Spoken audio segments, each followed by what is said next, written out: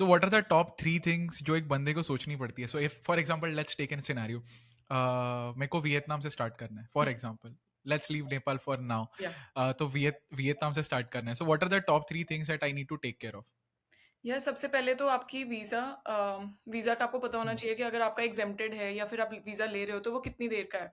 अगर आप उसके बीच-बीच में अपनी ट्रिप प्लान करोगे वो सबसे कंफर्टेबल रहेगा। I have done really stupid things but I think वो मेरे लिए अकम्प्लिशमेंट्स बन गई थी बाद में। तो मेरा वीज़ा था 15 दिन का और मैं 3 महीने का प्लान बना के गई थी और बहुत ज़्यादा स्ट्रेसफुल था वो वहाँ पर visa extension process and everything. So just make sure कि आपको पहले से वीज़ा रूल्स पता हैं, आप अपना प्लान जो है वो उसके अकॉर्डिंग बना पा रहे हो, instead of you figuring it out along the way. That's one. The second is अगर आप एयर ट्रैवल कर रहे हो, लैंड ट्रैवल नहीं कर रहे हो, लेट्स से भूटान वगैरह पे आप लैंड ट्रैवल यूजुअली कर सकते हो, बट वियतनाम आप एयर ट्रैवल करोगे most likely unless you are a backpacker and hitchhiking across different countries. तो आप फ्लाइट्स का ध्यान रखोगे कि आपको फ्लाइट्स जो हैं वो आप अपने लिए कंफर्टेबल रखो। आप ठीक टाइम पर पहुंच रहे हो, ठीक टाइम पे निकल रहे हो अपनी सोर्स कंट्री से और डेस्टिनेशन कंट्री में कंफर्टेबली एक कंफर्टेबल टाइम पर पहुंच रहे हो। So you will have to take care of the flight and then finally I think top 3 things के अंदर एक अकोमोडेशन आ जाता है। अकोमोडेशन के कुछ कुछ वेज हैं, based on the length of stay, based on the duration of stay. आप अपना थोड़ा सा एक्सपेंसेस को कंट्रोल करना चाहते हो तो आप लॉन्गर टर्म थोड़ा सा देखोगे तो बेटर रहेगा। तो पर डे आपको सस्ता पड़ जाता है।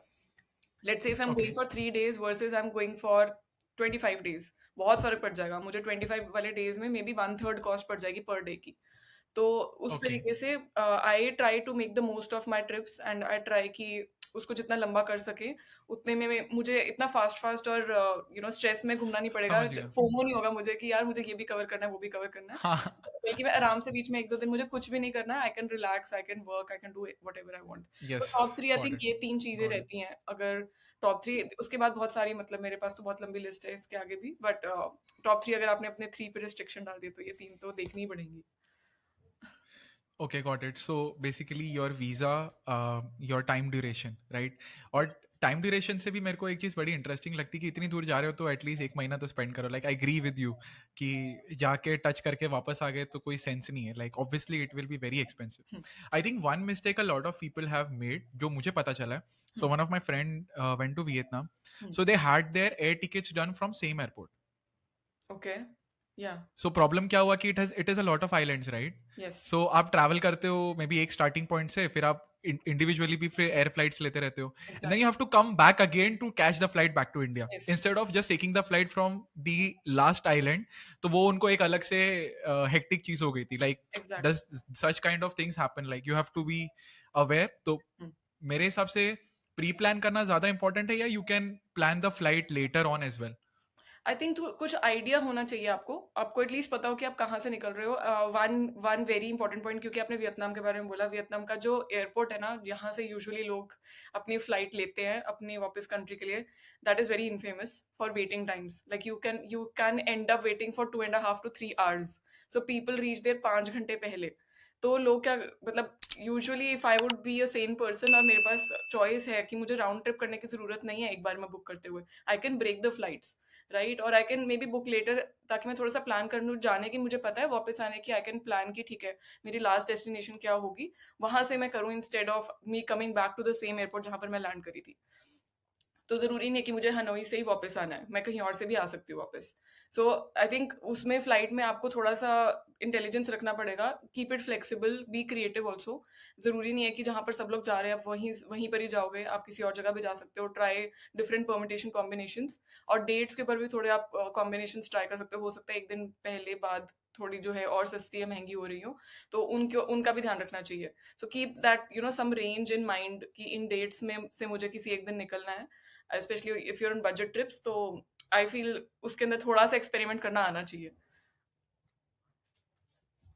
Okay, so let's start with this. हम एक example लेते हैं. You choose any country you want, your choice. What are the things you do, like a to-do list, before you plan a trip to any international thing? Okay, let's pick maybe Singapore. Singapore वैसे बहुत छोटी country है तो अंदर कुछ घूमने को है नहीं। Maybe let's pick Indonesia. ठीक है, इंडोनेशिया भी मुझे बहुत पसंद है, तो लेट्स पिक दैट। तो मैं सबसे पहले क्या करूँगी, पहले तो मैं अपना मंथ और डेट्स के कुछ रेंज डिसाइड कर लूँगी। Then I will just go to the latest, बिल्कुल एम्बेसी की जो वेबसाइट है ना, जो ऑफिशियल एम्बेसी की वेबसाइट है, let's say Indonesian embassy in Delhi और Indonesian embassy in Mumbai, Bangalore, जहाँ भी है, उनकी वेबसाइट पर जाकर मैं इंडियन टूरिस्ट्स के लिए रूल्स चेक करूँगी। बिल्कुल अप टू डेट रूल्स आपको हमेशा एम्बेसी की वेबसाइट पर ही मिलेंगे। Don't go to random articles here and there, आपको कुछ नहीं पता वो कब के लिखे हुए हैं। So go to the embassy website and get the information there. अगर आपका कुछ भी ऑफ सा सिनारियो है, मतलब अनयूजुअल सिनारियो है, लेट्स से मेरे केस में maybe I I can not get an NOC, और मे बी मेरे केस में मुझे लंबा ट्रिप चाहिए रादर दैन जो यूजुअली 3 मंथ्स का होता है, मुझे उससे लंबा चाहिए, 4 मंथ्स का चाहिए, और मुझे कुछ इन्फॉर्मेशन मिल नहीं रही है एम्बेसी पे, वेबसाइट पे, तो I can email them also, I can email और call them and I can ask कि इसके लिए रूल्स बता दो क्या रहेंगे। So these are the like the top things I will have to know. अगर मुझे अपना ड्यूरेशन और डेट्स के अराउंड तो सबसे पहले क्लैरिटी होनी चाहिए। Then I will also check the weather, कि उस टाइम पर वेदर कैसा होने वाला है, जहाँ भी जिन जिन सिटीज में मैं जाने वाली हूँ उधर वेदर कैसा होने वाला है। If it is going to be the peak worst weather of the year, I think I will drop it. I look for, एक चीज बोलते हैं शोल्डर सीजन बोलते हैं उसको, जहाँ पर जो टूरिस्ट सीजन, जो प्रॉपर पीक वाला सीजन है वो जा रहा होता है, और एक गंदा वाला सीजन ओके। स्टार्ट हो रहा होता है जिसमें कोई भी नहीं आता। तो जो बीच का टाइम होता है ना अच्छा। वो सस्ता पड़ता है, and it make sense also. ऐसे भी नहीं होना चाहिए कि आप ऐसे टाइम पर जा रहे हो जब कोई एक्टिविटीज ही नहीं हो रही है, लेट्स से वहां पर बीच एक्टिविटीज खत्म हो गई हैं, ठीक है, इतनी गर्मी है कि कोई वहां पर एक्टिविटीज ही कंडक्ट नहीं कर रहा, या फिर सेफ नहीं है maybe for some of the places that we go to. तो वो चीज शोल्डर सीजन को ट्राई करो। गूगल कर सकते हो आप shoulder season for let's say Bali और shoulder season for Philippines, you can search and you can know. ठीक है, तो वो चीज़ मैं चेक कर लूँगी कि ठीक है मेरा बजट उसके अराउंड कैसा रहने वाला है, फ्लाइट्स का और ये सब का। Then next thing I do when I have an idea that yes I am going, yes I am working towards it, I will create a budget then. ठीक है, तो नेक्स्ट चीज़ मैं बजट बनाऊँगी कि ठीक है मेरी कितने की फ्लाइट्स होने वाली है, आई will have like a you know एक अपर मार्क होने वाला है मेरा कि इससे ऊपर नहीं जाना चाहिए।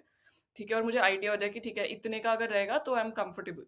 सो I have to feel confident, मुझे मजा आना चाहिए, मुझे डर नहीं लगना चाहिए कि मैं जा रही हूँ और what happens if I run out of money.